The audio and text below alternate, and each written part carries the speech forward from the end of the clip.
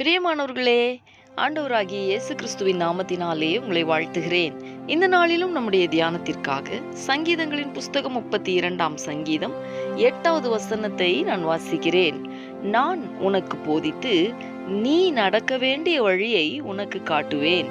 உன்மேல் என் கண்ணை வைத்து உனக்கு ஆலோசனை சொல்லுவேன்.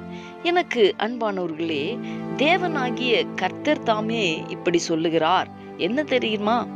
உனக்கு போதிப்பேன், உனக்கு வழி காட்டுவேன், உனக்கு ஆலோசனை சொல்லுவேன் என்றெல்லாம் அவர் சொல்லுகிறார்.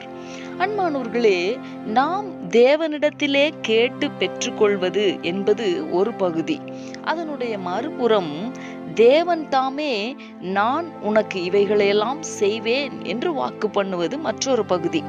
ஒரு தகப்பன் தன் பிள்ளைகளுக்கு நான் உனக்கு இவைகளையெல்லாம் செய்வேன், இதெல்லாம் தருவேன் என்று வாக்கு பண்ணுவதைப் போல தேவாதி தேவனும் தம்முடைய பிள்ளைகளாகிய நமக்கு நான் உனக்கு போதித்து நீ நடக்க வேண்டிய வழியை உனக்கு காட்டுவேன் என்றும் உன்மேல் என் கண்ணை வைத்து உனக்கு ஆலோசனை சொல்லுவேன் என்றும் உரிமையோடு சொல்லுகிறார். கவனியுங்கள்.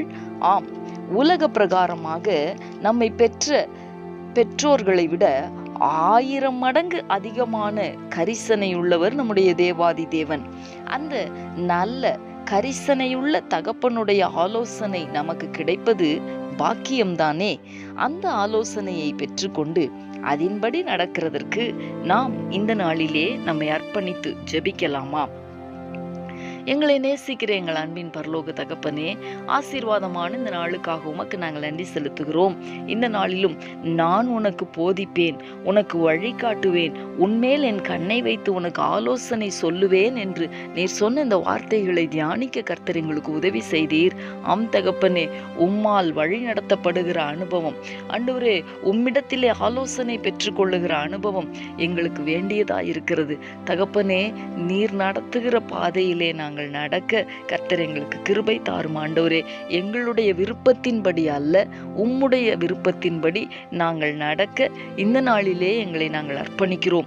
உம்முடைய ஆலோசனையை நீர் எங்களுக்கு சொல்லித் தரும்படிக்கு எங்களை உம்முடைய பாதையிலே நடத்துகிறதற்கு நாங்கள் எங்களை அர்ப்பணிக்கிறோம். ஆண்டவரே, தொடர்ந்து எங்கள் ஒவ்வொருவருக்கும் நீர் கிருபை தாரும். நீர் அப்படி செய்ய போகிறதற்காக உமக்கு ஸ்தோத்திரம். இயேசு கிறிஸ்துவின் நாமத்தில் வேண்டிக் கொள்ளுகிறேன் நல்ல பிதாவே. ஆமேன், ஆமேன்.